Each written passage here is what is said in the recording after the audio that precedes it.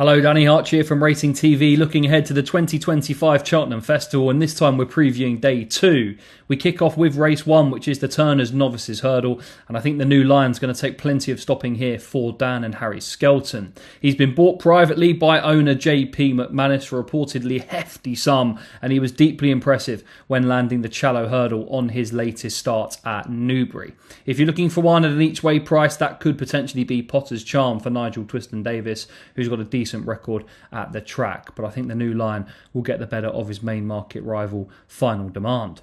Next up is the Brown Advisory. Now, Ballyburn's performances this year have probably lacked the style of his hurdling exploits, but there's plenty of substance to the form, and he was a good winner at the Dublin Racing Festival when we last saw him. He's the class horse in the race. He's officially £8 clear on ratings, and if he puts his best foot forward and jumps with aplomb, I think he'll have too many gears for his stable companion Dancing City. At an each-way price, I think the value bet there is probably Better Days Ahead, who's progressing for Gordon Elliott.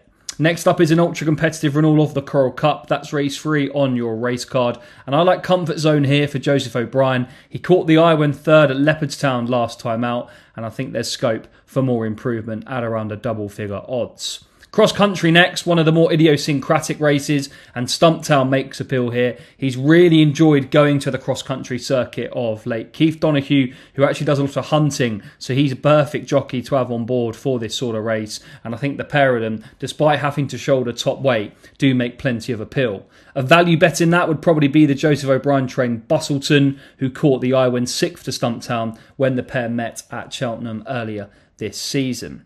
Champion Chase is race 5, that's the feature race of the day, and John Bon is bidding to etch his name into sporting folklore with a first win in the contest. I think that he'll probably get the better of his main market rivals, who include Marine Nationale, who'd be a very emotional story following the passing of his regular rider last year, Michael O'Sullivan.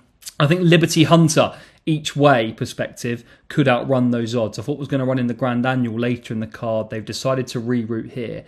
So I think Liberty Hunter's one at a bigger price. But John Bon, he's got to prove that he's as good around Cheltenham, but he's the class angle in the race. The Grand Annual is next up. That's another competitive contest. 2 darts here. First up is my mate Mozzie, who's got a decent enough record at the track and was a good second when we last saw him. And JPR1, now he's going to have to shoulder top weight here for Joe Tizard, but I just felt there's a little bit more scope for improvement off his current mark, and he's the classy horse in the race. Finally, in the champion bumper, William Patrick Mullins have an enviable record in the race, and they team up with Copacabana in the finale, who powered clear to win in good style when we last saw him. And he's the picker Patrick, so that makes him of interest. Whilst Aquaforce, Mullins also trains him, and he's been bought by JP McManus, so there could be scope for more improvement from him at a value price. So that's a look at all 7 races on day 2 of the 2025 Cheltenham Festival. Remember, you can watch all the action live across the Sky Racing network. Chances are you're about to lose. For free and confidential support, call the number on the screen or visit the website.